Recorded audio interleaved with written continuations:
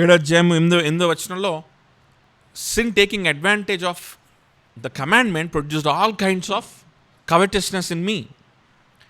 So మనం ఎప్పుడైతే ఆ కోడిని మెకానికల్గా చేసి మనం పెట్టుకొని దాన్ని చేసి మనం తృప్తి పొంది మనుషులు ఒక మెప్పును సంపాదించుకుందామని ఎప్పుడైతే మనం ఆలోచిస్తామో, ఆ విధంగా ఆ కోడిని మాత్రమే మెకానికల్గా మనం కనుక పాటిస్తే సరిపోద్ది అని ఎప్పుడైతే మనం పెట్టుకుంటామో, ఇలా చేస్తే చాలు, ఇది ఆత్మీయ జీవితం, ఇలా కష్టపడి చేద్దాం, చేసి మనం మెప్పు పొందుకుందాం, దేవుని దగ్గర నుంచి కావచ్చు, మనుషుల దగ్గర నుంచి కావచ్చు, సెల్ఫ్ సాటిస్ఫాక్షన్ కావచ్చు అని మనం పెట్టుకున్నప్పుడు, దేవుని యొక్క మనసుకు మనల్ని దగ్గర అది చెయ్యకపోగా, దేవుని పరిశుద్ధతలోనికి మనల్ని అది తీసుకెళ్ళకపోగా, మనలో ఇంకా పాపాన్ని తీసుకొని వస్తుంది, పాపపు క్రియల్ని తీసుకొని వస్తూ ఉంటుంది. అయితే మనలో ఉన్నటువంటి పాపాన్ని ఇంకా అది ఎంకరేజ్ చేస్తూ ఉంటుంది, లేకపోతే స్టిమ్యులేట్ చేస్తూ ఉంటుంది అన్నట్లుగా అక్కడ మాట్లాడతాం. ఇది చాలా కమెంటరీస్లో ఆ ధర్మశాస్త్రానికి అటువంటి ఒక స్వభావం ఉంది. ఇది ఫలాన్ని చేయకూడదు అనుకున్నప్పుడు మనము పాపంలో ఇంకా పడిపోవడానికి అవకాశాలు ఉన్నాయి అని చెప్పి చాలామంది కామెంటేటర్స్ రాస్తూ ఉంటారు. అది కరెక్ట్ కూడా. సో మనం కూడా అదే లైన్లో ఉన్నాం. మనం కొత్తగా వింతగా మనం మాట్లాడుకోవట్లేదు, కానీ అంతటితోటి ఆపేయాలని ఇష్టపడట్లేదు. So what I thought is it's better to build on it. Okay, so based on what Paul has said before and after. కాబట్టి మనము కోడ్ని మాత్రమే మనం పెట్టుకొని కవెచస్నెస్ నాలో ఉండకూడదా, కవెచస్నెస్ నాలో ఉండకూడదంట, నేను కవెచస్ కాదు అని నన్ను నేను సాటిస్ఫై చేసుకోవడానికి, సమాజాన్ని సాటిస్ఫై చేయడానికి నేను ఏదన్నా కోడ్ పెట్టుకున్నాను అనుకో, ఆల్ కైండ్స్ ఆఫ్ కవెచస్నెస్ నాలోకి తెలియకుండా వచ్చేస్తాయి. ఎందుకంటే నేను ఏం చేస్తుంది, దేనివైపు ఏం చేస్తున్నాను, నేను రూట్ కాజుల వైపు నేను అటాక్ చేయట్లా, రూట్ కాజ్ని నేను అటాక్ చేయట్లా, నేను పైన సిమ్టమాటిక్ ట్రీట్మెంట్ ఇస్తున్నాను అన్నమాట కదా. సిమ్టమాటిక్ ట్రీట్మెంట్ ఇస్తా ఉన్నా. సిమ్టమాటిక్ ట్రీట్మెంట్ మాత్రమే ఇస్తూ కూర్చున్నాం మనకు ఏమవుతుంది, డిసీజ్ లోపల ముదురుతుందా లేదా, ముదురుతుంది కదా. సో అలా చేయకూడదు. కాబట్టి ఈ కంటిన్యూషన్గా ఇప్పుడు మనం 13వ వచనం నుంచి మనం చూద్దాం. Did that which is good then bring death to me? By no means. It was sin producing death in me through what is good. నాకేదైతే మంచిదో అంటే దేవుని యొక్క ధర్మశాస్త్రం, అది మనకు మంచిది కదా. ఎందుకు? దేవుని what is the intention of giving the law? The intention of the giving of the లా, ధర్మశాస్త్రం మనకి ఇవ్వడం వెనకాల ఉన్నటువంటి ఉద్దేశం ఏంటి అని అంటే, దేవుని యొక్క పరిశుద్ధత అంటే ఏంటో మనం తెలుసుకోవాలి, దేవుని యొక్క మనస్సు ఏంటో మనం తెలుసుకోవాలని. మనము ఎంత దౌర్భాగ్యులమో, మన హృదయ పరిస్థితి ఏంటో మనకు అర్థమవ్వాలని. అర్థమయ్యి ఇటువంటి వ్యక్తిగా నేను ఉన్నప్పుడు, ఇటువంటి బలహీనతలతో నేను ఉన్నప్పుడు దేవుడు నాతో స్నేహం చేయాలనుకోవడం, అది ఎంత గ్లోరియస్ గ్రేస్ కదా. ఆ గ్రేస్ అనేది ఎంత మహిమాయుక్తమైనటువంటి కృప అనేది మనం అర్థం చేసుకొని ఆయన్ని గణపరచడానికి, ఆయన్ని మాత్రమే గణపరచడానికి. This is the intention of the law. This is the intention of the law. So it is good for me అంటున్నాడు పౌలు. ఏదైతే ఒక మంచి ఇంటెన్షన్తో నా మంచి కోసం నాకు ఇవ్వబడిందో, అది నాకు నా జీవితంలో కీడుని తీసుకొని వస్తుందని చెప్పమంటారా? లేదు, అలా ఎప్పటికి కూడా నేను చెప్పను. కీడుని తెచ్చేది నా పాపమే కానీ ధర్మశాస్త్రం కాదు అంటున్నాడు. మరలా చూసారా, కీడుని అందుకని పౌలు చెప్పిన మాటల్ని బట్టి మనం జస్ట్ ధర్మశాస్త్రం విన్నప్పుడు పాపము ప్రబలిపోతుంది అనే మాట అంతటితో మనం అనుకొని వదిలేయకూడదు. ఎందుకు? ఏదైతే నా మంచి కోసం నాకు ఇవ్వబడింది ధర్మశాస్త్రం, ఇది నాకు కీడు ఎలాగవుతుంది? ఇది నాకు ఎప్పటికీ కూడా కీడు అవ్వదు. కానీ పాపము ఏం చేసిందంటే, మంచి కోసము, దేవుని మనసును తెలుసుకోవడం కోసం నాకు ఇవ్వబడినటువంటి ధర్మశాస్త్రాన్ని ఉపయోగించుకొని నా పాపము కొన్ని కోడ్స్ని తయారు చేసుకోవడానికి నన్ను ఎంకరేజ్ చేసింది. ఆ కోడ్స్ని ఎప్పుడైతే నేను తయారు చేసుకున్నానో, ఆ కోడ్స్ని పాటించడానికి నేను ఎప్పుడైతే నా మనసు నిమగ్నం అయిపోయిందో రూట్ కాజ్ని డీల్ చేయడం నేను మర్చిపోయాను. రూట్ కాజ్ని డీల్ చేయడం నేను మర్చిపోతా ఉన్నప్పుడు నా హృదయంలో పాపం అనేది నానా విధాలుగా అది బయటపడుతూనే ఉంది, అది డెవలప్ అవుతూనే ఉంది అని అక్కడ చెప్తా ఉన్నాను. సో చూడండి, it was sin producing death. 13 in me through what is good, in order that sin might be shown to be sin, and through the commandment might become sinful beyond measure. చూడండి, పాపముగా అది కనపడతా ఉంది. తర్వాత through the commandment, మళ్ళా ఇదే మాట మాట్లాడుతున్నాడు, అపార్థం చేసుకోకూడదు. త్రూ ద కమాండ్మెంట్, ఆజ్ఞ ద్వారా sin is becoming sinful beyond measure. Sin is becoming more sinful అనేటువంటి అర్థం అక్కడ చెప్తా ఉన్నాడు. Sin is becoming more sinful. So sin, more sinful, ఈ రెండు మాటలు కొంచెం తేడా ఉన్నాయి, బట్ అది చాలా మీనింగ్ని ఆల్టర్ చేస్తూ ఉంటాయి. సో సిన్ అనేటువంటి ఈ పదానికి గ్రీక్లో ఉపయోగించబడిన పదము హే హమార్షియా అనేటువంటి పదం. ఓకే, సిన్ఫుల్ అని తర్వాత మరలా రాయబడినప్పుడు అక్కడ ఉపయోగించబడిన పదం ఏంటంటే హమార్తలోస్ అనేటువంటి పదం. అంటే హే హమార్షియా అన్నప్పుడు దాని అర్థం ఏంటి అని అంటే it talks about the inherent sin. Okay, మనలో ఉన్నటువంటి పాపం అనే జబ్బు గురించి అది ఇండికేట్ చేస్తున్నటువంటి పదం అన్నమాట. సో ఆజ్ఞ ద్వారా నాలో ఉన్నటువంటి పాప స్వభావము ఎలా అవుతుంది, మోర్ సిన్ఫుల్ అవుతుంది.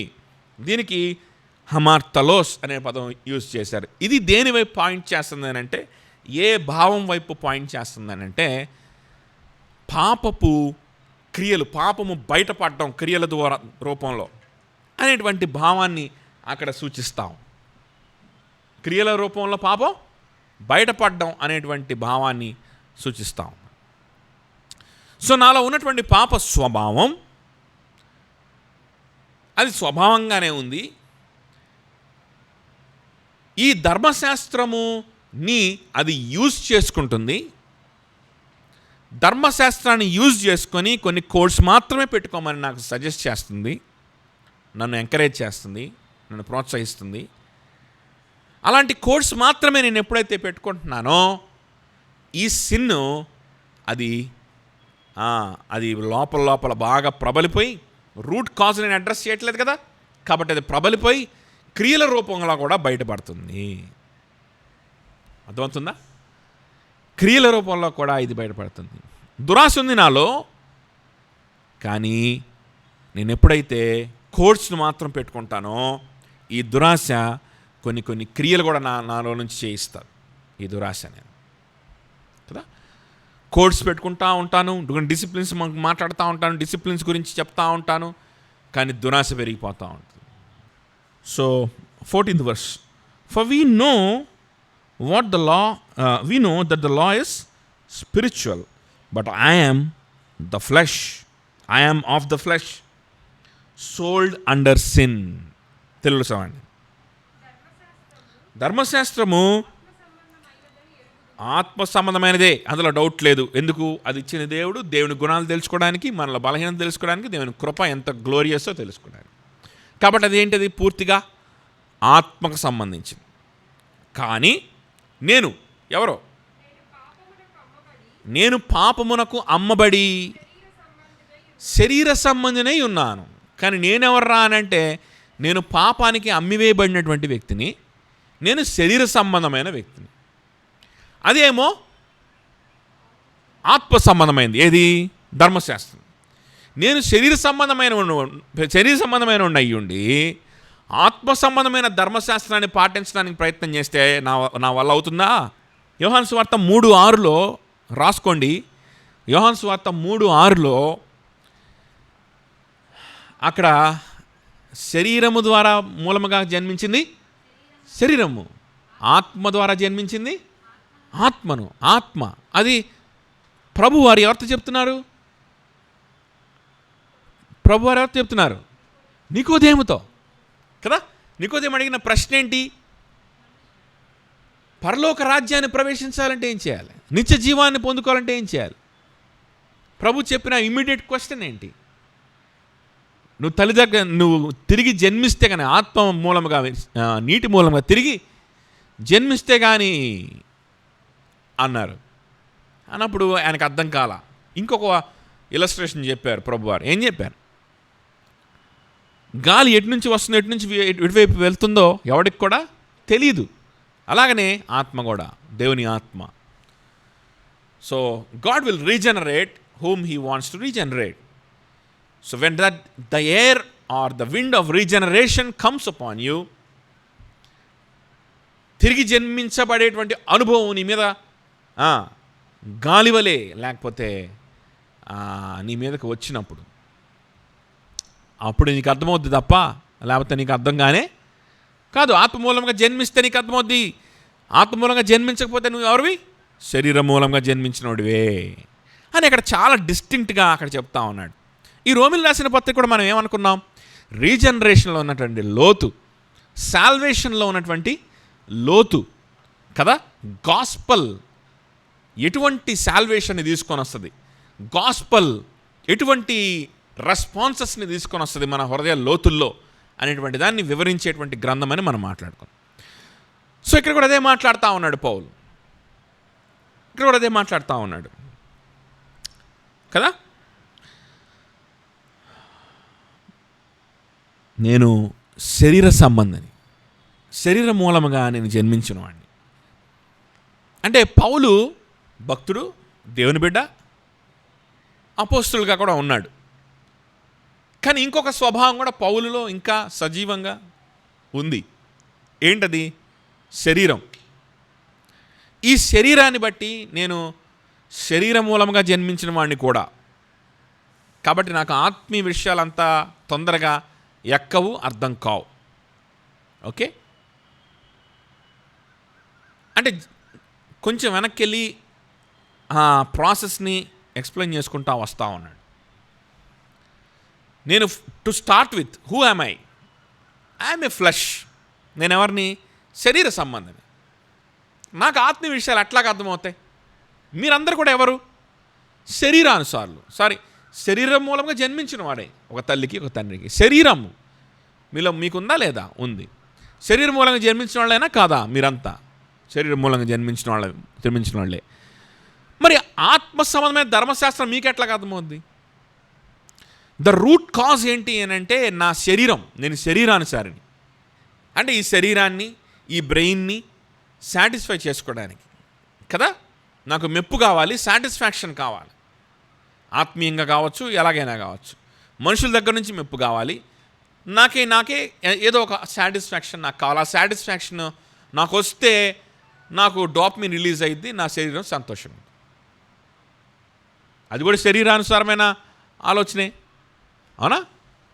అంతే. సో రూట్ ప్రాబ్లం ఏంటి అని అంటే నా శరీరము, నా హృదయం. రూట్ ప్రాబ్లమ్ని అడ్రస్ చేయకపోతే, రూట్ ప్రాబ్లంకి సరైన మందు ఇవ్వకపోతే జబ్బు ముదురుతుందా, తగ్గుతుందా? అలానే ఉంటుందా? చెప్పండి. ముదురుతుంది కదా. ఒక పాస్టర్ గారు ఉన్నారు. ఆయన చాలా నాళ్ళ క్రితం ఆయన కాలంతో వాసిపోయింది. పిలిచాడు ఒకసారి చూడమని. వెళ్తే కాలు ఎర్రగా వాసిపోయింది. సెల్యులైటిస్, ఆయనకి డయాబెటీస్ కూడా ఉంది. సో ఫుల్ సెల్యులైటిస్లో ఉన్నాడు. ఇంకొంచెం అంటే సెప్సిస్లో కూడా వెళ్ళిపోతాడు. సో అలాంటి పరిస్థితుల్లో తాను ఉన్నాడు. బాగా సెల్యులైటిస్ వచ్చేసింది. ఏం చేస్తున్నావు బాబు ఇన్నాళ్ళు అని అంటే, నేను హోమియోపతి వాడుతున్నాను అన్నాడు. ఇంత ఇన్ఫెక్షన్ వస్తే హోమియోపతి ఏం పని చేస్తుంది? అంత స్లోగా పనిచేసేలోపు ఇది ఇన్ఫెక్షన్ ఎక్కువైపోతుంది కదా. సో అది కాదు, నువ్వు కరెక్ట్గా నువ్వు మంచిగా ఏదో డాక్సిసైక్లినో ఏదో ఒకటి వాడు, ఎజిత్రోమైసిన్ వాడు అని చెప్పి నేను చెప్తాను. రాపించుకున్నాడు, అంతా తలూపాడు, అంతా బాగానే ఉంది. కొన్ని రోజుల తర్వాత మళ్ళీ ఫోన్ చేశాడు, విపరీతం అయిపోయింది, తట్టుకోలేకపోతున్నాను, హాస్పిటల్లో జాయిన్ అయిన, ఐసీయూలో పెట్టాడు. ఏంది రాబా ఎందుకు ఐసీయూలో పెట్టా, నేను చెప్పి నువ్వు వాడలేదా అంటే, వాడలేదండి, మా హోమియో డాక్టర్ ఏం అవసరం లేదు, నేను ఇంకొక మంది ఇస్తానని చెప్పి ఇంకో మంది ఇచ్చాడండి, అది వాడి చూద్దాంలే అని చెప్పి నేను వాడలేదు అన్నాడు. తప్పుడు మందు వాడుతూ ఉన్నప్పుడు, తప్పుడు సొల్యూషన్ చేస్తూ ఉన్నప్పుడు అక్కడ జబ్బు పెరుగుతుందా తగ్గుతుందా? నీ హృదయంలో ఉన్నటువంటి రూట్ ప్రాబ్లం ఏంటంటే నీ శరీరం, నీ హృదయంలో ఉన్నటువంటి పాప స్వభావం. ఓకే, ఆ పాపాన్ని నువ్వు డీల్ చేసుకోవాలి అని అంటే నీ జీవితాన్ని నువ్వు యేసుక్రీస్తుకు సమర్పణ చేయాలి. ఆ హృదయాన్ని యేసుక్రీస్తుకు లోబడేలాగా నువ్వు ప్రభువుకి నువ్వు లోబర్చాలి. ఆ లోబర్చే క్రమంలో దేవుని యొక్క కృప కొరకు వేడుకుంటూ, ఆయన కనికరం కొరకు వేడుకుంటూ, ఆయన కృపాసింహాసనానికి సమీపం అవ్వాలి. ఆయన కృప మీద ఆధారపడాలి. ఆధారపడుతూ జీవితాన్ని ఆయన కోసం ఇవ్వాలి. ఆయన్ని ప్రేమించాలి. ఆయన నిన్ను డిజైర్గా కలిగి ఉండాలి. ఇది ఎవరికి మాత్రమే సాధ్యమవుతుంది అని అంటే ఇది కేవలము రీజనరేటెడ్ హార్ట్కి మాత్రమే సాధ్యమవుతుంది. ఆయనే నా హృదయంలో మొదటి వ్యక్తిగా ఉండాలి. Okay, so this is our first response. And as we respond like this, God will give us grace and he will lead us forward. Okay, if our heart is regenerated by him. So ఈ విధంగా మనం ముందుకెళ్లాల్సింది పోనిచ్చి, ఈ మెడిసిన్ని మనం ఇవ్వాల్సింది పోనిచ్చి, మనం కొన్ని moral codes, కొన్ని పద్ధతులు, కొన్ని వ్యవహారాలు, కొన్ని నియమాలు, కొన్ని నిష్టలు, కొన్ని షెడ్యూల్స్, కొన్ని డిసిప్లిన్స్ ఉండకూడదని కాదు, ఉండాలి. డిసిప్లిన్స్ ఉండకూడదా? ఉండాలి. కానీ రూట్ కాజ్ని ఫస్ట్ మనం ఏం చేయాలి? అడ్రస్ చేయాలి. భయంకరమైనటువంటి ఇన్ఫెక్షన్ వచ్చిన తర్వాత, సెప్సిస్లోకి వెళ్ళిన తర్వాత, నేను ఇప్పుడు ఇమ్యూనిటీ పెంచుకుంటా, గ్రీన్ టీ లేకపోతే అల్లం టీ ఈ తాగి నేను ఇమ్యూనిటీ పెంచుకుంటా, నేను వాకింగ్ చేస్తానని వాకింగ్కి వెళ్తే ఏమన్నా ఉందా? ఏమైనా ఉపయోగపడుద్దా? ఉపయోగపడకపోగా రోగం ఎక్కువై తొందరగా చచ్చిపోతుంది. అవునా కాదు? సో ఆల్రెడీ హృదయంలో ముదిరిపోయినటువంటి, కరుడుగట్టినటువంటి రోగం ఉంది. దాని పేరు పాపం. దాని పేరు శరీరానుసారమైన హృదయం. శరీరాన్ని తృప్తిపరచుకోవాలని ప్రయత్నించే హృదయం. అది ముదిరిపోయింది. ఆల్రెడీ సెప్సిస్ దాకా వెళ్ళిపోయింది, ముదిరిపోయింది అది. ఇప్పుడు మనం కొన్ని నియమాలు, నిష్టలు పెట్టుకొని మనం దాన్ని రెక్టిఫై చేసుకోగలుగుతామా? వెంటనే మనం ఏం చేయాలా? యాంటీబయాటిక్ కొట్టాలి. వెంటనే ఏం చేయాలి? హయ్యెస్ట్ యాంటీబయాటిక్ పెట్టాలి, లేకపోతే చచ్చిపోతాడు పేషెంట్. అవునా? ఇక అప్పుడు మళ్ళీ రెసిస్టెన్స్ వస్తుందా, అదే ఇదా అని ఏం ఆలోచన లేదు. పెట్టేయడమే, ఏదో మీరోపెనమో లేకపోతే ఏదో కొలిస్టినో ఏదో పెట్ట. సో ఆ రూట్ కాజ్ని మనం సరైన మందు ఏంటయ్యానంటే యేసుక్రీస్తుకి నీ జీవితాన్ని సమర్పణ చేయడం. యేసుక్రీస్తుకి, ఆయన సువార్తకి, ఆయన శిష్యులుగా ఉండడానికి, ఆయన చెప్పినటువంటి మొట్టమొదటి డిసైపుల్గా ఉండడానికి, ఆయన చెప్పినటువంటి ప్రత్యక్షంగా ఇచ్చినటువంటి ఆజ్ఞకి మనము ఆయన ఇచ్చినటువంటి నడిపింపుకి మనం లోబడ్డాం కదా. సో డిసైపుల్స్ ఉన్నారు యేసు ప్రభుకి. వారందరూ పర్ఫెక్ట్గా ఉన్నారా? వాళ్ళందరూ ఏ పాపం లేకుండా వాళ్ళు పరిశుద్ధంగా ఉన్నారా? అలాంటి పరిస్థితిలో ఉన్నప్పుడు కదా ప్రభువారు చెప్పిన ఆజ్ఞది, లోకానికి వెళ్ళి సువార్తని ప్రకటించి శిష్యులుగా మార్చండి, తండ్రి కుమార పరిశుద్ధాత్మ నామంలో బాప్టిజం ఇవ్వండి, నేను చెప్పినదంతయు వారు గైకొన్నట్లుగా వారికి బోధించండి అని వారికి ఇచ్చినటువంటి ఆ పని. మీరు పరిశుద్ధంగా అయిపోయారా లేదా చూసుకోండి, పూర్తిగా పరిశుద్ధంగా అయిపోయిన తర్వాతే కదలండి, అవ్వకుండా కదిలితే ఉపయోగం లేదన్నాడా? అక్కడ మెయిన్ సెంట్రల్ పాయింట్ ఏంటని మనం అక్కడ జాగ్రత్తగా మనం ఆ ప్యాసేజ్ని మనం గమనిస్తే అక్కడ ఉన్నటువంటి సెంట్రల్ పాయింట్ ఏంటో తెలుసా? You should move out of Jerusalem అని అర్థం. Should move out of Jerusalem. దేవుడు ఇస్తున్నటువంటి ప్రత్యేకమైనటువంటి రిలేషన్షిప్ ఇది. యేసు క్రీస్తు ఇస్తున్నటువంటి ప్రత్యేకమైన రిలేషన్షిప్ ఇది. ఆయన శిష్యులకి ఆయన ఉండగా ఆయన ప్రత్యక్షంగా ఇచ్చాడు. ఆయన చనిపోయిన తర్వాత, చనిపోయి పరలోకానికి ఆరోహణమైన తర్వాత ఆయన ఆత్మ ద్వారా ఇస్తూ ఉన్నాడు. This is the leading that we are getting directly from Jesus Christ.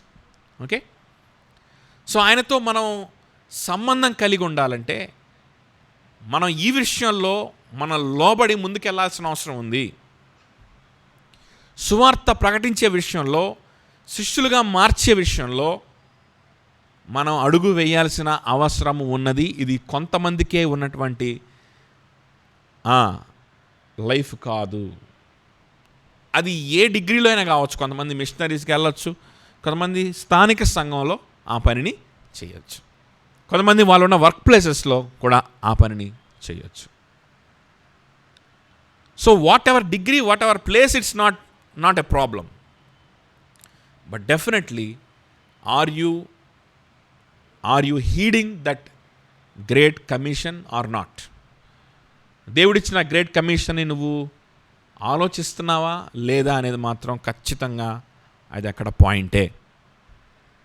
అర్థమవుతుందా? సో ఆ విధంగా జీవితాన్ని, మన సమయాన్ని ప్రభుకి మనం సమర్పిస్తూ ఉన్నప్పుడు ఎలా ఈ గ్రేట్ కమిషన్లో నేను ఉండాలి అనేటువంటి ఒక అనే ఒక క్వశ్చన్ మనకు వచ్చిందనుకో, అక్కడ మనకు హెల్ప్ చేసేది ఎవరు అంటే సహోదరులు, స్థానిక సంఘము. అందుకనే స్థానిక సంఘం అనే దాన్ని దేవుడు స్థాపించాడు. అందుకే స్థానిక సంఘం అనేటువంటి ఒక స్ట్రక్చర్ని దేవుడు ఇచ్చాడు. సహోదరులు, సహోదర ప్రేమ, సహవాసము, కైనోనియా అనేటువంటి ఒక పదాన్ని, అనే కాన్సెప్ట్ని దేవుడు ఇచ్చాడు.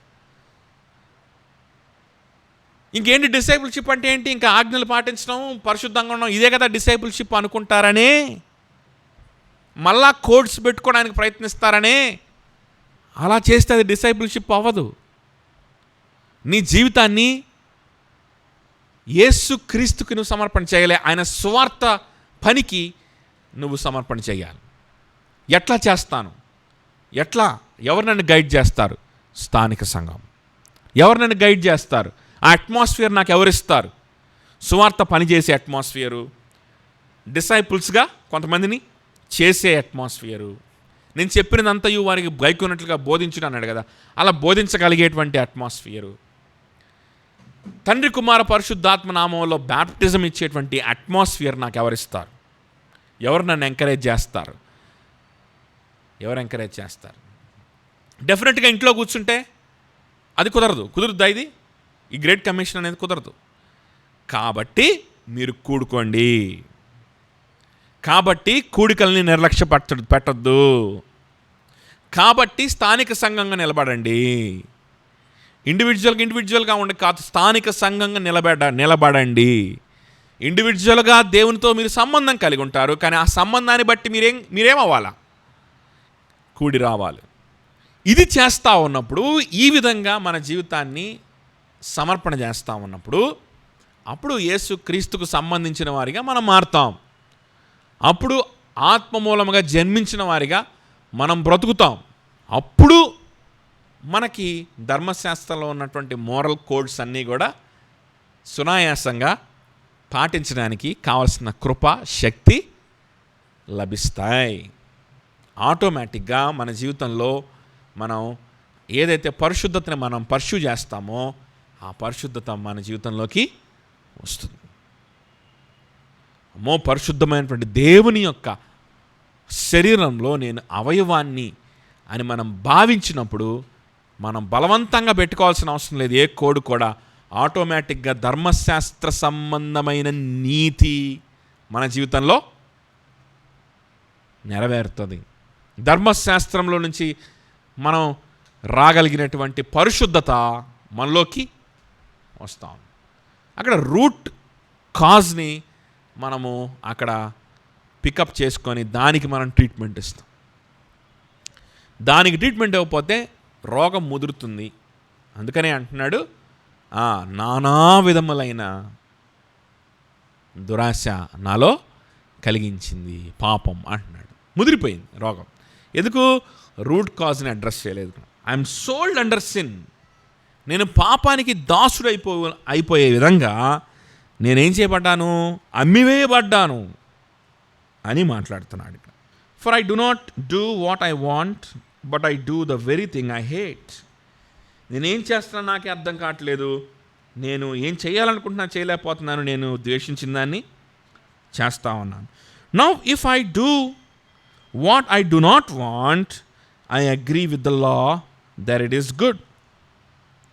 See, now if I do what I do not want, I agree with the law that it is good. నాకు ఇష్టం లేని దాన్ని నేను చేస్తున్నానని నేను అంటున్నాను అని అంటేనే దాని అర్థం ఏంటి అని అంటే నేను ధర్మశాస్త్రాన్ని నేను ఒప్పుకుంటున్నాను, అది మంచిది అని నేను దానిని ఒప్పుకుంటున్నాను. I agree that it is good. So now if it is no longer I who do it but sin that dwells within me. So it is no longer I who do it, but sin that dwells within me. నేను ద్వేషించేటువంటి ధర్మశాస్త్రాన్ని నేను ఒప్పుకొని ధర్మశాస్త్రానికి పని చేయడానికి ధర్మశాస్త్రం ప్రకారం ఇది కుదరదు అని తెలుసుకొని ధర్మశాస్త్రాన్ని నేను ఒప్పుకొని కూడా మళ్ళీ అదే పని నేను చేయగలుగుతున్నాను అని అంటే అది చేసేది నేను కాదు కానీ ఎవరు? ఒక విశ్వాసి, ఒక రీజనరేటెడ్ పర్సన్గా మాట్లాడుతూ ఉన్నాడు ఇక్కడ. నేను ఒప్పుకుంటున్నాను లాని, కానీ చేసేది నేను దేనైతే ద్వేషిస్తున్నానో అదే నేను చేస్తా ఉన్నాను. కానీ చేసేది నేను కాదు కానీ నాలో ఉన్న పాపమే, నాలో ఉన్న పాపమే. ఓకే, అయితే ఒక రక్షింపబడినటువంటి విశ్వాసి ఈ ఒక్క మాటే చెప్పగలుగుతున్నాడు అని అంటే వాడు నిజంగా రక్షింపబడ్డాడో లేదో ఆలోచన చేసుకోవాలి. నిజంగా రక్షింపబడ్డాడో లేకపోతే పౌలు కూడా చెప్పాడుగా నేను కూడా చెప్దాం అని చెప్తున్నావో. అర్థమవుతుందా? పౌలు చెప్పాడుగా నేను కూడా ఈ డైలాగ్ వేద్దాం అని చెప్పి వేస్తున్నావు, కానీ నువ్వు రక్షింపబడలేదు అని అర్థం. ఎందుకో తెలుసా? రక్షింపబడినటువంటి విశ్వాసకి ఈ ఒక్క మాటే కాదు, ఇంకొక మాట కూడా తెలుస్తుంది రక్షింపబడిన విశ్వాసకి. చూడండి, not I but sin that dwells within మీ అంటున్నాడు కదా. ఇదొక్క మాటే కాదు, రక్షింపబడిన విశ్వాసకి ఇంకొక మాట తెలియాలా. ఏం తెలియాలి చెప్పండి? గలతీయులకు రాసిన పత్రిక 2:20. గలతీ 2:20. నేను క్రీస్తుతో కూడా సిలువేయబడ్డాను, ఇకను జీవించువాడను నేను కాను, క్రీస్తే నా యందు. చూసావా? నేను ద్వేషించిన దాన్ని నేను చేసేది నేను కాదు కానీ నాలో ఉన్న పాపమే అంటున్నాడు. అదొక్కటే కాదు, ఇంకోటి కూడా అంటున్నాడు పౌలు. ఏమంటున్నాడు? జీవించేది నేను కాదు కానీ నాలో ఉన్న క్రీస్తే. ఈ స్వభావం ఉంది నాలో. నాకు ఇష్టం లేని పనులు చేసే స్వభావం ఉంది. నేను కాదు కానీ నాలో ఉన్నటువంటి పాపమే నన్ను నడిపించేటువంటి స్వభావం, అటువంటి పరిస్థితి నాలో ఉంది. కానీ ఇంకొక పరిస్థితి కూడా నాకు సాధ్యం, నా జీవితంలో ఉంది. అదేంటంటే జీవించేది నేను కాదు కానీ నా యందున్న క్రీస్తే. ఓకే, సో ఈ అనుభవం కూడా నాలో ఉంది. ఈ అనుభవము ఆ పాత అనుభవాన్ని సమాధి చేస్తూ ఉంటుంది నా జీవిత కాలంలో. అర్థమవుతుందా?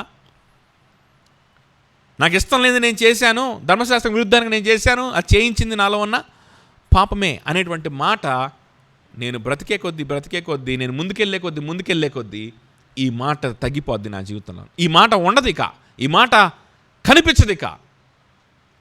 అరే చేసేసాను, కానీ నేను కాదు, నాలో ఉన్న పాపమే. జీవితాంతం ఇది చెప్పుకుంటా, ప్రతిసారి ఇదే చెప్పుకుంటా, ప్రతి సిచ్యువేషన్లో ఇదే చెప్పుకుంటా వెళ్తున్నాం అనుకో, అసలు మనం రక్షింపబడ్డామా అని ఆలోచన చేయాలి. ఒక క్షణం నువ్వు ఇది చెప్పినప్పటికీ వెంటనే ఇంకొక మాట మన జీవితంలో కలుగుతుంది. ఎంతో తెలుసా?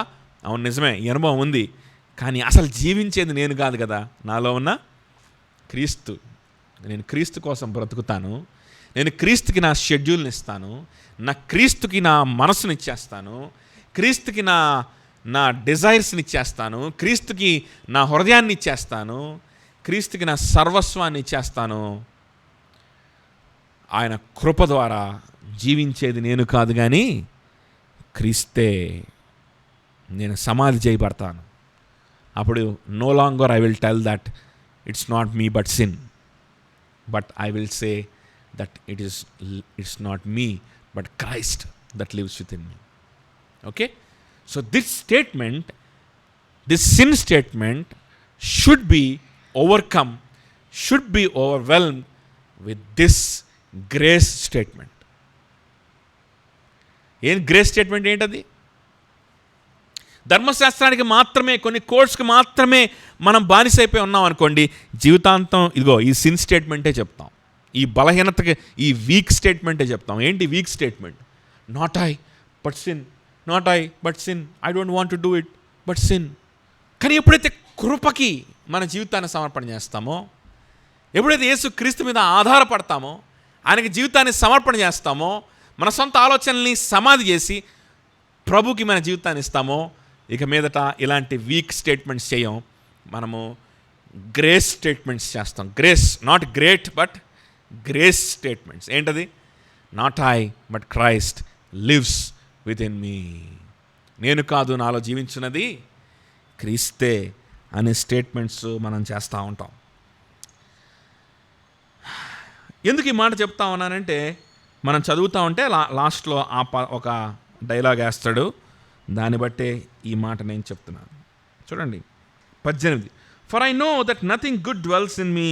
నాలో ఏ మంచి కూడా లేదని నాకు తెలుసు. That is in my flesh, but for I have the desire to do what is right, but not the ability to carry it out. నాకు ఆశ అయితే ఉంది, కానీ నాకు మంచి చేసేటువంటి ఎబిలిటీ నాకు కనిపించట్లేదు. Okay, for I do not do the good I want, but the evil I do not want is what I keep on doing. మళ్ళీ రిపీట్ చేసి చెప్తున్నాడు. Now if I do what I do not want, it is no longer I who do it, but sin that dwells within me. చూసారా? మరి పౌలు చెప్తున్నాడు కదా ఈ statement. మరి ఈ స్టేట్మెంట్ మనం చెప్పకూడదు అన్నట్లుగా ఎందుకు మాట్లాడుతున్నావు? ఎందుకు మాట్లాడుతున్నాను తెలుసా? చూడండి 21. So I find it to be a law that when I want to do right, evil lies close at hand. For I delight in the law of God in my inner being, but I see in my members, అంటే members అంటే అవయవాలు, flesh, another law waging war against the law of my mind and making me captive to the law of the sin that dwells in my members. అంతరంగ పురుషుల్లో దేవుడు నాకు ఇచ్చిన రిజనరేషన్ని బట్టి, దేవుడు నాకు ఇచ్చిన విశ్వాసాన్ని బట్టి, దేవుడు నాకు ఇచ్చిన విశ్వాసం కాదు, రీజనరేటివ్ క్రియని బట్టి నా అంతరంగం అయితే ధర్మశాస్త్రాన్ని యందు అతిశయపడతా ఉంది, సంతోషపడతా ఉంది. పరిశుద్ధంగా ఉండాలని నా అంతరంగం అయితే కోరుకుంటుంది. కానీ నా శరీరంలో ఇంకొక నా అవయవాల్లో ఇంకొక నియమం ఉంది.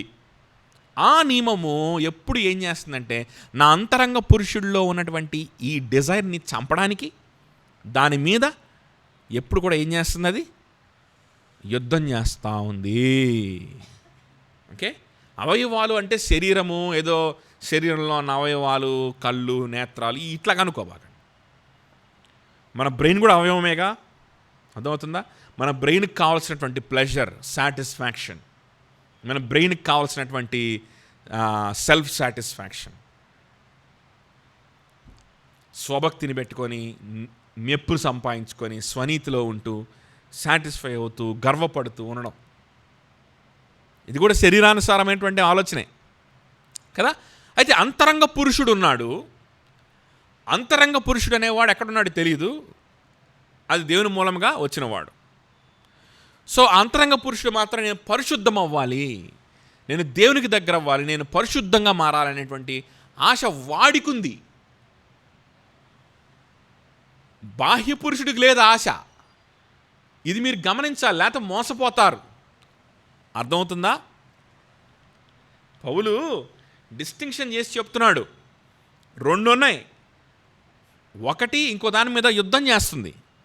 ఈ 2 డిస్టింక్షన్ మీరు చూసుకోకపోతే మోసపోతారు.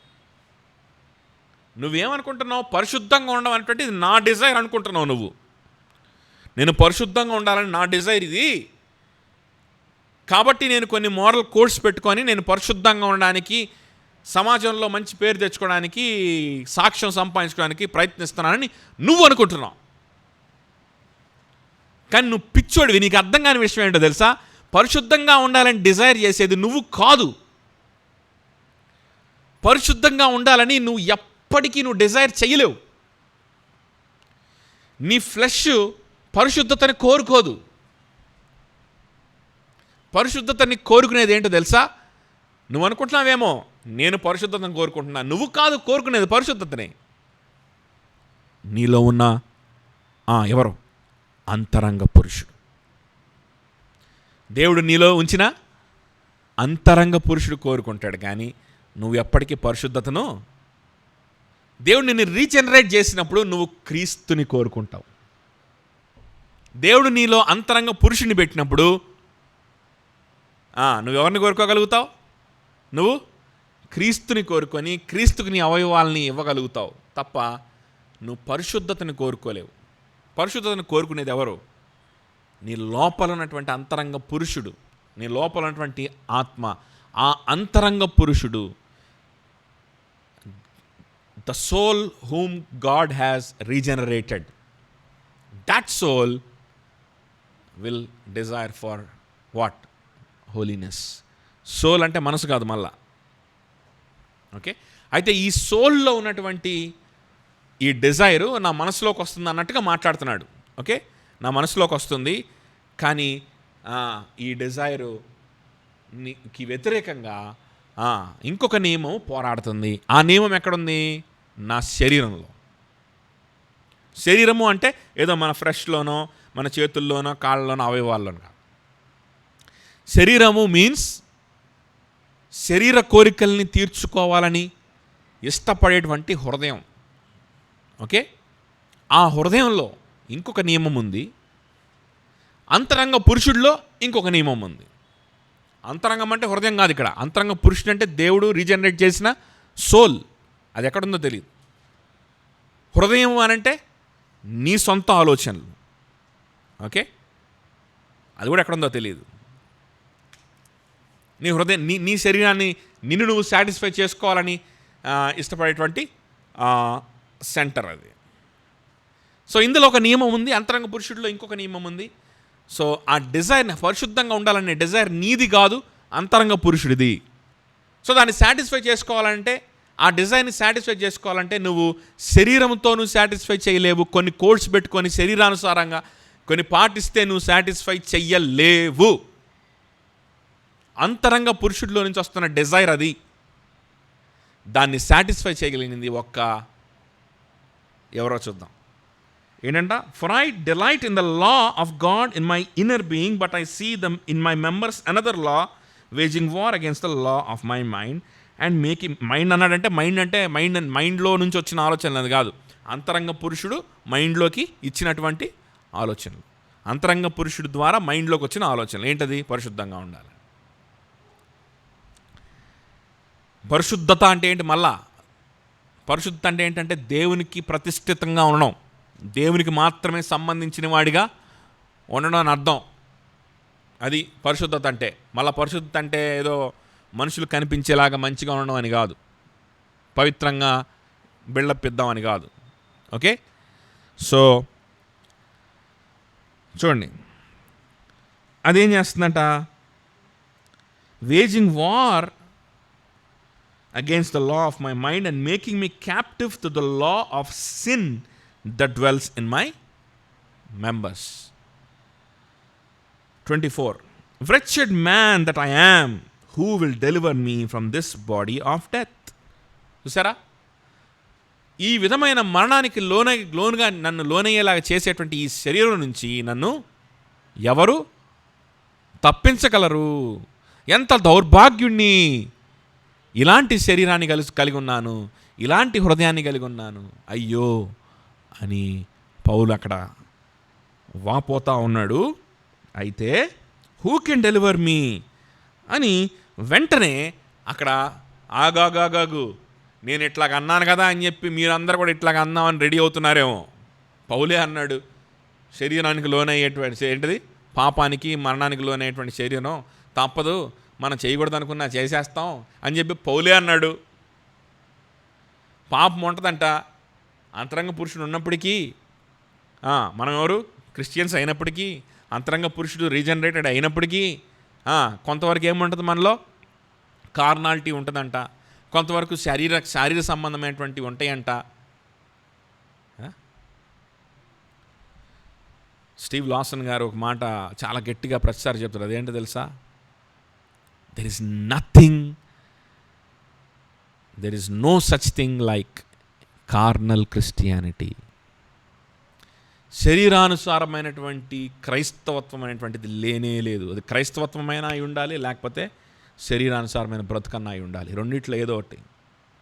శరీరానుసారమైన క్రైస్తవుణ్ణి కొంచెం శరీరానుసారంగా వెళ్ళానులే, పౌలే చెప్పాడు కదా శరీరం లాగుద్దంట, పౌలే చెప్పాడు కదా శరీరము యుద్ధం చేస్తుందంట, పౌలే చెప్పాడు కదా ఎవరు నన్ను రక్షిస్తాడు, సో ఇంక మనం చచ్చిపోయేదాకా ఇంక ఈ శరీరం మనల్ని ఈ విధంగా లాక్కెళ్తూనే ఉంటుంది.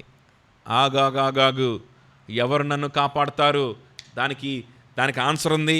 8వ అధ్యాయంలో నేను ఆన్సర్ చెప్పబోతున్నాను.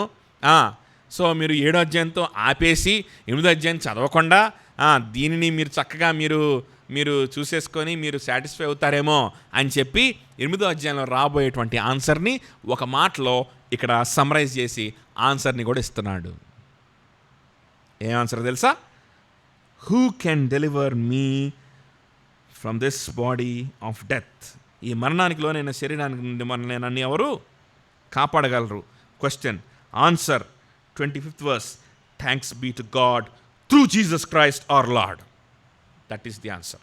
ఎందుకు ఆ మాట అక్కడ వాడాడు అనవసరంగా? చూడండి, ఆ తర్వాత మళ్ళీ థీమ్లోకి వచ్చేస్తున్నాడు. So then I myself serve the law of God with my mind, but with my flesh I serve the law of sin. నా మనసులో నేను పరిశుద్ధంగా ఉండాలని ఉంది. ఎంత ఉన్నప్పటికీ నా మనసులో నేను మాత్రము ఖచ్చితంగా ఎవరినే సేవిస్తాను? పాప నియమాన్నే సేవిస్తాను. నేను ఎంత గింజుకున్నా, నేను ఎన్ని కోడ్లు పెట్టుకున్నా, నేను ఎన్ని డిసిప్లిన్ పెట్టుకున్నా, నేను ఎంత నిష్టగా ఉన్నా, ఎంత షో చేసినా నేను సర్వ్ చేసేది పాపాన్నే. మరి సొల్యూషన్ ఏంటి పౌలు? అదే చెప్పావు కదా పాపాన్ని. అవునులే, నేను కూడా పాపిని. ఎవరం పర్ఫెక్ట్ కాదు, అందరం పాపులమే. కాబట్టే ఏదో శాయశక్తులా మనం ప్రయత్నిస్తూ దేవుని కృప చూపించమని అడుగుతూ ఏదో అలా ఆగో, అది కాదు నేను చెప్పేది. ఎవరు కాపాడుతారు? ఆన్సర్ 8వ అధ్యాయంలో ఉంది. ఆన్సర్ ఉంది. నువ్వు ఇట్లా చెప్పుకుంటా బ్రతకమని కాదు, నువ్వు ఇట్లా చెప్పుకుంటా ఏదో నీ నియమాలు నువ్వు పెట్టుకొని ఏదో పరిశుద్ధపరచబడుతున్నా లేదు చిన్నగా అనుకొని సాటిస్ఫై అవడానికి కాదు. Thanks be to the God through Jesus Christ our Lord. మన ప్రభు అయిన యేసుక్రీస్తు ద్వారా దేవునికి కృతజ్ఞతాస్తుతులు చెల్లించుచున్నాను. దేవునికి కృతజ్ఞతాస్తుతులు చెల్లించున్నాను. ఎందుకో తెలుసా? ఈ క్వశ్చన్కి నాకు ఆన్సర్ ఉంది. ఈ క్వశ్చన్తోనే కొట్టుమిట్టాడుతూ బ్రతుకుని ఈడుద్దాం అనుకోబాక వెర్రివాడ. కొన్ని నిష్టలు, కొన్ని నియమాలు పెట్టుకుంటూ, కొన్ని భక్తి రూల్స్ పెట్టుకుంటూ, నేను సాటిస్ఫై అవుతూ, మనుషులు సాటిస్ఫై చేస్తూ, భక్తిపరురాలని ఒక పేరు పొందుకుంటూ జీవితాన్ని ఈడ్చుకొని వెళ్ళిపోతాం అనుకోబాక పిచ్చోడా. నాకు ఆన్సర్ ఉంది. నేను ఆన్సర్ ల్యాక్ కాదు, జీవితాంతం అయ్యో అయ్యో అంటే నేను బ్రతకలా. నాకు ఆన్సర్ ఉంది, నాకు విజయం ఉంది. ఆ విజయం ఎవరి ద్వారా వచ్చిందో తెలుసా? నా ప్రభు అయిన యేసు క్రీస్తు ద్వారా వచ్చింది. ఆయన ఎవరు? నా ప్రభువుగా ఆయనకి నా జీవితాన్ని సమర్పణ చేసినప్పుడు, ఆయన సువార్త నిమిత్తము, ఆయన గ్రేట్ కమిషన్ నిమిత్తము ఆయనకి నేను దాసోహమైనప్పుడు, నా ప్లాన్స్ని, నా కెరియర్ని నా నా సమస్తాన్ని ఆయన చేతిలో నేను ఉంచినప్పుడు. పరిశుద్ధంగా మారడం నీ beyond your control, it's beyond your ability. Of course ఒప్పుకుంటాను, అందరూ పరిశుద్ధంగా మారతారా? అది మన చేతిలో లేదు. దేవుడు చేస్తాడు నిదానంగా. మనం ఏం చేయాలి? కొన్ని డిసిప్లిన్స్ పెట్టుకుంటూ వెళ్ళాలి. ఆఫ్ కోర్స్ పరిశుద్ధంగా మారడం నీ కెపాసిటీకి మించింది, అది నీ కెపాసిటీకి మించింది. కానీ దేవుని గురించినటువంటి ఆలోచనలు పోగొట్టుకోకూడదని, దేవుని యొక్క గ్రేట్ కమిషన్లో నేను ఉండాలని, యేసు క్రీస్తుకు నేను దాసునిగా ఉండాలని, ఆయన గురించినటువంటి జ్ఞానము, అనుభవ జ్ఞానాన్ని ఇంకా నేను పొందుకోవాలని ఉద్దేశించి నిన్ను ఆటంకపరిచేటువంటి నీ ఉద్యోగాన్ని నేను రిజైన్ చేయడం నీ చేతిలో లేదా?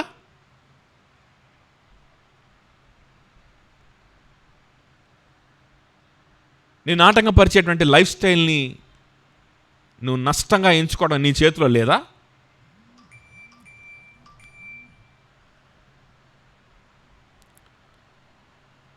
లేదా? Thanks be to God, I'm regenerate. Thanks be to God for his wonderful gospel. Thanks be to God that he made me born again, that I can take a decision to count it as loss. What is profitable for me? To gain the knowledge of Jesus Christ, my Lord. This is the solution for my wretchedness. This is the solution for my disease, not the law. Not the law. This is the solution for my disease. నేను ఎన్ని rules పెట్టుకున్నా, నా మనసులో ఉన్న నియమముకు నేను చెయ్యాలని ఆశపడుతూనే ఉంటా, కానీ నేను చేసేది మాత్రం నా శరీరంలో ఉన్న నియమాన్ని. నేను దాసుడిగా అయ్యేది మాత్రం నా శరీరంలో ఉన్న నియమానికే. But thanks be to God, God made me to born again. It is not from me, it is from him. ఇది నా వల్ల కలిగింది కాదు, ఆయన వల్ల మాత్రమే కలిగింది. ఇది నేను సంపాదించుకున్నది కాదు, ఆయన ఇచ్చిన ఉచితమైన కృపా బహుమానమే. So thanks be to God alone. ఈ థ్యాంక్స్ అనే పదానికి కూడా చాలా మంచి ఇంటర్ప్రిటేషన్ ఉంది. ఈ థ్యాంక్స్ అనే పదానికి కూడా కదా, thanks, grace be to God అనేటువంటి అర్థం ఉంది. ఖరీస్ అనేటువంటి గ్రీక్ పదం యూజ్ చేశారు థ్యాంక్స్ అనేదానికి. గ్రేస్ బీ టు గాడ్ అంటే may God be blessed, may God be glorified, may God be made happy. ఫిలిప్పీలు రాసిన పత్రిక 3:12 ఒకసారి చూసుకొని మనం ముగించుకుందాం. ఇక ఫిలిప్పీలకు రాసిన పత్రిక 3:12. ఇదివరకే నేను గెలిచితనైనను, ఇదివరకే సంపూర్ణ సిద్ధి పొందినైనను నేను అనుకట్లేదు, కానీ నేను దేని నిమిత్తము క్రీస్తు యేసుని చేత పట్టబడితినో దానిని పట్టుకొనవలనని పరిగెత్తుచున్నాను. దేవుని సన్నిధికి యోగ్యత, దానిని పట్టుకోవాలని, ఆ సన్నిధిని పట్టుకోవాలని నేను పరిగెత్తుతా ఉన్నాను. నేను పరిగెత్తున్నానే కానీ పరిగెత్తు వలన వాడి వలన కాదు, కానీ కృప చూపించే దేవుని వలననే అది సాధ్యం. నేను ఇంకా పరిగెత్తుతానే ఉన్నాను. నేను ఇదివరకు సంపూర్ణ సిద్ధి పొందానని నేను చెప్పట్లా. నేను ఇంకను ఏం చేస్తున్నాను అంటున్నాడు పౌలు అక్కడ. పరిగెత్తుతున్నాను. ఏంటి పరిగెత్తడం అంటే? ప్రయత్నిస్తున్నాను. నేను కొన్ని మోరల్ కోడ్స్ పెట్టేసుకుంటున్నాను. నేను ప్రయత్నిస్తున్నాను చేయడానికి, పరిశుద్ధంగా ఉండడానికి సాయశక్తులా ప్రయత్నిస్తూనే ఉన్నాను. దేవుడు నాకు కృపను ఎప్పుడుకో ఇస్తాడు. ఇది కాదు, ఈ నాన్ సెన్స్ కాదు అక్కడ పౌలు మాట్లాడేది. యేసు క్రీస్తులో ఉన్నటువంటి కృప అనుభవం గురించి మాట్లాడుతున్నాడు. యేసు క్రీస్తుకి జీవితాన్ని సమర్పిస్తూ తద్వారా కలిగేటువంటి కృప, తద్వారా కలిగేటువంటి దేవుని యొక్క సన్నిధి సహవాసము, తద్వారా కలిగేటువంటి పరిశుద్ధత గురించి మాట్లాడుతున్నాడు తప్ప తన సొంత నియమాలు పెట్టుకొని సంపాదించుకునేటువంటి పరిశుద్ధత గురించి కాదు. పోరాడుతున్నానంటే దేని గురించి పోరాడుతూ ఉన్నాడు? పరిశుద్ధంగా ఉండాలని పోరాడుతున్నాడా? ఆ పోరాటమేనా మనం చూసేది పౌలు జీవితంలో? అపోస్తుల కార్యాలను చూస్తే ఆ జీవితమేనా? పౌలు జీవితంలో ఆ పోరాటమేనా మనకు కనిపించేది? మంచి పేరు సంపాదించుకోవాలి, అబ్బో క్రైస్తవుడు అంటే ఇట్లా తెలియాలి, ఏంటో చూపించాలి, క్రైస్తవుడు అంటే ఏంటో చూపించాలి.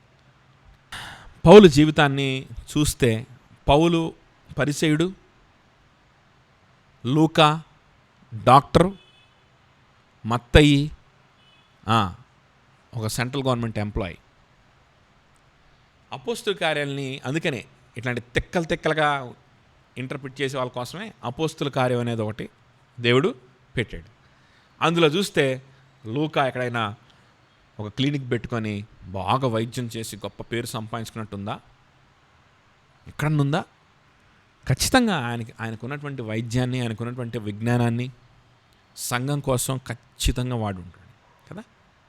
కానీ వైద్యం ద్వారా లూకా అద్భుతం చేశాడు.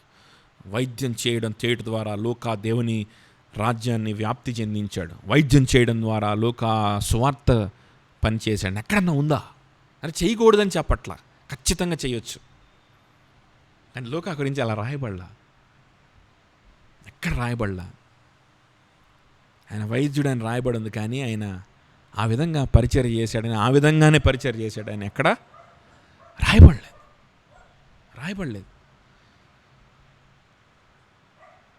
పౌలు దేనికోసం పరిగెత్తున్నాడు తెలుసా? నేను పరిగెత్తుతున్నాను, ప్రయాసపడుతున్నాను అని అంటే ఏం ప్రయాసో తెలుసా? అది ఏం ప్రయాసో తెలుసా? ప్రూవ్ చేసుకోవాలన్న ప్రయాస కాదు, పరిశుద్ధంగా అవ్వాలన్న ప్రయాస అంతకంటే కాదు. యేసుక్రీస్తు సువార్త ప్రకటింపబడాలనే ప్రయాస, యేసుక్రీస్తు నామము, యేసుక్రీస్తు సువార్త భూమి మీదంతా వ్యాప్తి చెందాలనేటువంటి ప్రయాస. నా జీవితం ద్వారా ఏ విధంగానైనా యేసుక్రీస్తు సువార్త, ఆయన సిలువ, ఊరికి యేసుక్రీస్తుకు ఆయన సిలువ, నాకు పలానా ఉద్యోగం వచ్చింది, యేసుక్రీస్తు వల్ల వచ్చిందండి, ఇది కాదు. యేసుక్రీస్తు సిలువ నీ వద్ద నేను ఉన్నప్పుడు సిలువ వేయబడినటువంటి యేసుక్రీస్తుని తప్ప ఇంకా దేనిని నేను ఎరగలేదు. ఇది ఆయన ప్రయాస. ఈ విధంగా ఉన్న పౌలు, ఈ విధంగా ఉన్నటువంటి భక్తులు, ఈ విధంగా ఉన్నటువంటి విశ్వాసులు చెప్పగలరు, thanks be to God, I can give my life to him, I can count some things as loss for his knowledge, for his sake. నాకు ఆ ప్రొవిజన్ ఉంది. అలా విడిచిపెట్టుకోవడం అంటే ఏంటో నాకు తెలిసింది. అలాంటి అవకాశం నాకు దొరుకుతుంది స్థానిక సంఘం ద్వారా. Oh thanks be to God through our Lord and saviour Jesus Christ. ఇక మీదట నేను ఆ విధంగా దేవుని కోసం నాకు లాభమైనవి నష్టంగా ఎంచుకుంటూ నేను ముందుకెళ్తా ఉండే కొలది ఈ వీక్ స్టేట్మెంట్ నా జీవితంలో ఇక మీదట ఉండదు. కానీ గ్రేస్ స్టేట్మెంట్ ఉంటుంది. Not I but Christ that lives within మీ. ప్రార్థన చేసుకుందాం.